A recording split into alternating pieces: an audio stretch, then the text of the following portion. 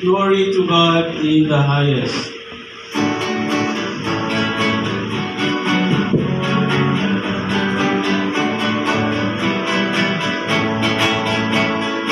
Glory to God, glory to God, glory to God in the highest, and on earth, peace on earth, peace to people of good will.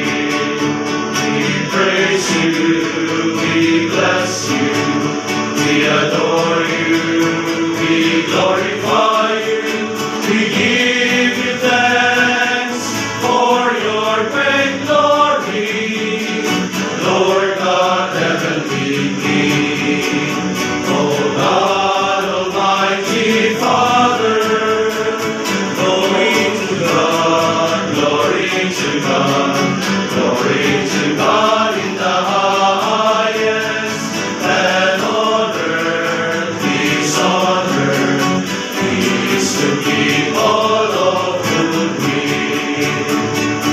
Lord Jesus Christ, only begotten Son, Lord God, Lamb of God, Son of the Father, you take away the sins of the world.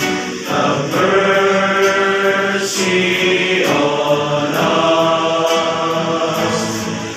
You take away the sins of the world. Receive our prayer. You are seated at the right hand of the Father. Have mercy on us. Glory to God, glory to God, glory to God in the highest, and on earth. Let us pray.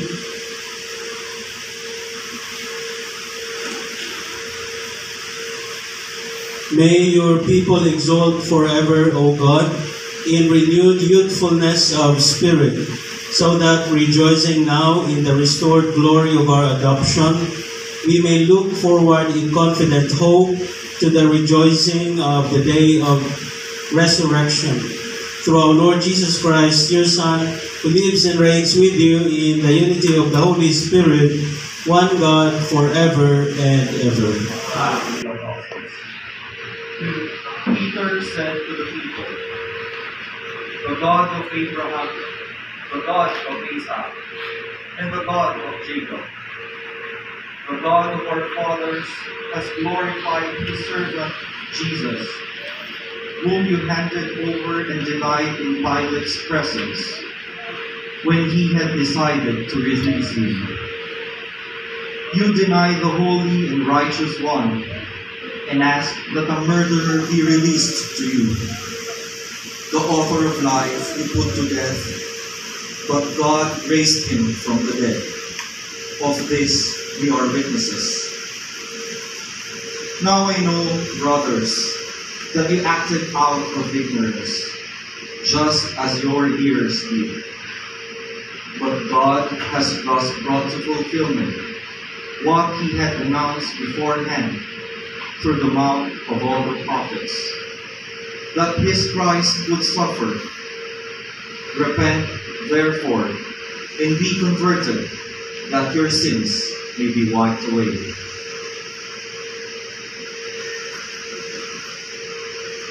The word of the Lord. Let your face shine on us. Lord, let your face shine on us. When I call, answer me, O my just God. You will relieve me when I am in distress. Have pity on me and hear my prayer.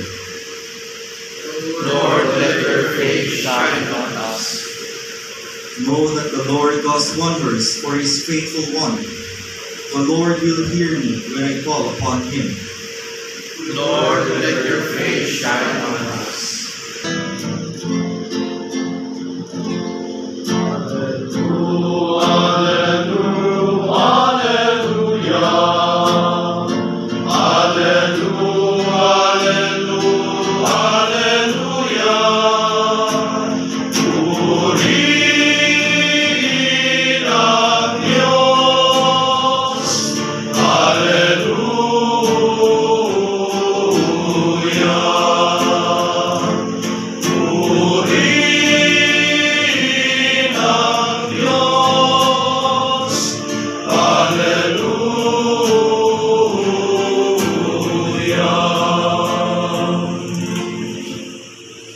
The Lord be with you. And with your spirit. A reading from the Holy Gospel according to Luke. Glory to you, Lord. The two disciples recounted what had taken place on the way and how Jesus was made known to them in the breaking of bread. While they were still speaking about this, he stood in their midst and said to them, "Peace be with you." But they were startled and terrified and thought that they were seeing a ghost. Then he said to them, "Why are you troubled? And why do questions arise in your hearts? Look at my hands and my feet, that it is I myself. Touch me and see, because a ghost does not have flesh and bones, as you can see I have." And as he said this, he showed them his hands and his feet. While they were still incredulous for joy and were amazed, he asked them, "Have you anything here to eat?" They gave him a piece of baked fish. He took it and ate it in front of them. He said to them, "These are my words that I spoke to you while I was still with you, that everything written about me in the law of Moses and in the prophets and Psalms must be fulfilled." Then he opened their minds to understand the scriptures. And he said to them, "Thus it is written that the Christ would suffer and rise from the dead on the third day, and that repentance for the forgiveness of sins would be preached in his name to all the nations, beginning from Jerusalem. You are witnesses of these things." Brothers and sisters, the Gospel of the Lord. Praise to you, Lord Jesus. It's written that the Christ would suffer and rise from the dead on the third day, and that repentance for the forgiveness of sins would be preached in his name to all the nations, beginning from Jerusalem to Canada and to the Netherlands. So, may connection, di ba? Umpisa ng Jerusalem hanggang Canada at Netherlands. Yeah, last night I was asking Joseph, we were there at the wake of the sister of Normie. I was asking him, excited ka kuya? And he said, hindi. I don't know, siguro mixed emotions, may mga hesitations, mayroon pang mga questions. I was not able to ask Ken and Sheldon, pero parang si Ken very excited yata kasi ang dami nakapack na yata ng napakaraming mga winter clothes. Ano ba? Pandamig. Oh, excited na yan.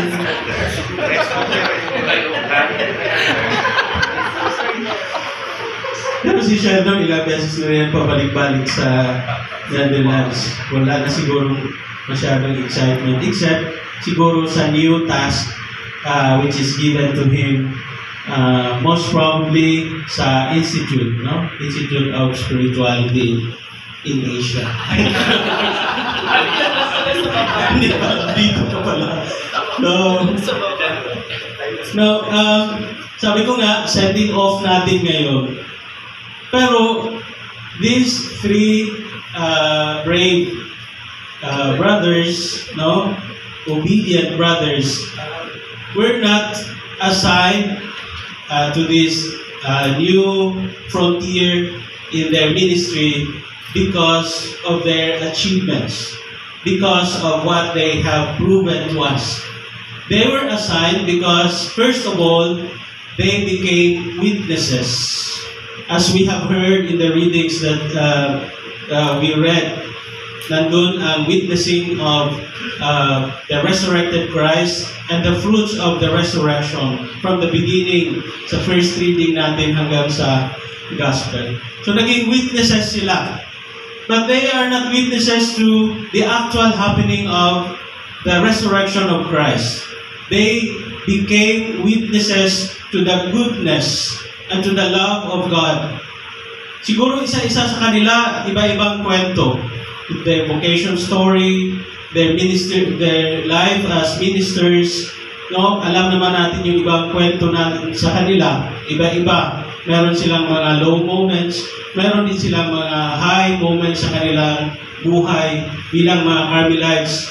But still, the common thing is they were able to experience the goodness of the Lord, the beauty of being a Carmelite, the challenges that we have as ministers, as ordained ministers. Marami na po siguro silang mga karanasan. Ano?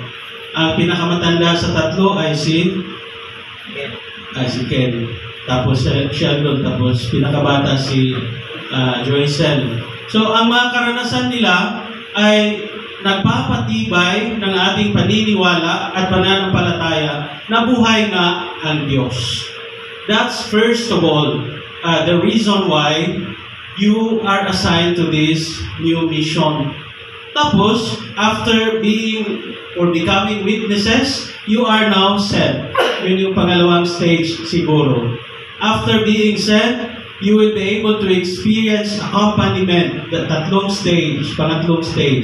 You feel that you are being accompanied. And pang-apat, na gusto kong bigyan ng diin, ay yung being faithful. No?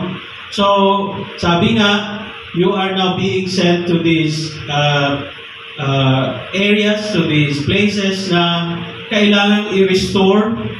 No? Kailangan siguro i-restore ang paniniwala sa isang buhay na Diyos.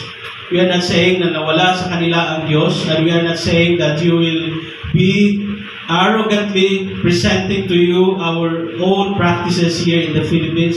You will go there, you will be able to experience still the love and the goodness of God there, and let people realize that there is goodness in themselves and in the places where you are assigned. So, ngayon, yun yung magiging mission. But I'm sure that you will encounter also along the way difficulties, no, problems, more questions, more fear. No, alam ko ang isa sa mga kinatatakutan ni Kuya Joycel yung pag-drive na siya, no? Kasi nung tinanong siya ni Gerard Power, yung kanyang magiging prior, nag-drive ka ba? Marunong ka ba mag-drive? Opo. How long? 1 month. 1 month pa lang. Pero doon, syempre, so you will be driving, mga bagong challenges siguro yan sa buhay. And as I said, maybe you will miss the Philippines there. Pag nandun kayo, you will miss your family, you will not be seeing them physically, although may mga video calls naman, di ba? Pero, if you are in these moments na medyo nangihina, always remember that you were called because you are witnesses of God's love and God's goodness. Tapos sana babalik yung vigor, babalik yung energy, and you will be representing the Philippines, no? The province of the Philippines, with all humility, but at the same time, pakitang gilas din, no? Diba? That's why you were chosen, kasi we believe na you can do things which we can share to other provinces. So, gusto natin na makakatulong, at the same time, makita din ng mga tao na we are now ready to reach out tayong mga Filipino Carmelites. So, you will feel that you will be accompanied. Yung pangatlong stage siguro sa inyong life. You were sent, but you will be accompanied. You'll be accompanied by people whom you trust, your spiritual directors and directresses. You will be accompanied by, hopefully, by us, the council. Kung meron kayong mga problema, you can always tell us. You will be accompanied by your respective community. Sheldon will still be a member of Angelo Pauli community kasi pabalik-balik siya. Jet setter yan. So, when he is here, he will be staying still in the formation community. Pero si Ken, at saka si Joycel, especially Joycel kasi yung kanyang visa ay missionary visa na. And congratulations. So, medyo matagal-tagal din.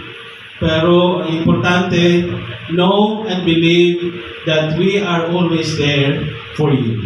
We will accompany you, and most of all, God will accompany you. And hopefully, the last stage of your journey will be the faithfulness. The faithfulness of the call to be a Carmelite, the faithfulness of being called as an ordained minister, the faithfulness that we have as baptized. No? So yun yung ating ipagdadasal para sa inyo. As we wish you all the best in your new ministries, we also ask you to pray for us. No? Kaming maiwan dito, alalahanin niyo naman kami, di ba? So ipagdasal niyo rin kami. We will keep you updated. At the same time, if you have suggestions and whatever, if you have concerns, always be open to express them. And we will be there to listen and to find solutions if needed. So, yun lang siguro yun ang aking gustong ibahagi ngayon. Keeping in mind that once we are able to perform all this is, the bottom line is, this is not for us. You are not there because you want self-fulfillment. You are there because you are doing God's mission. And that mission is being shared to you. All the best and God bless sa inyong tatlo.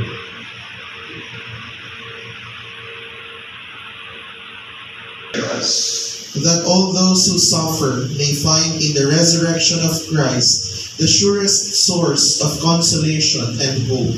Let us pray.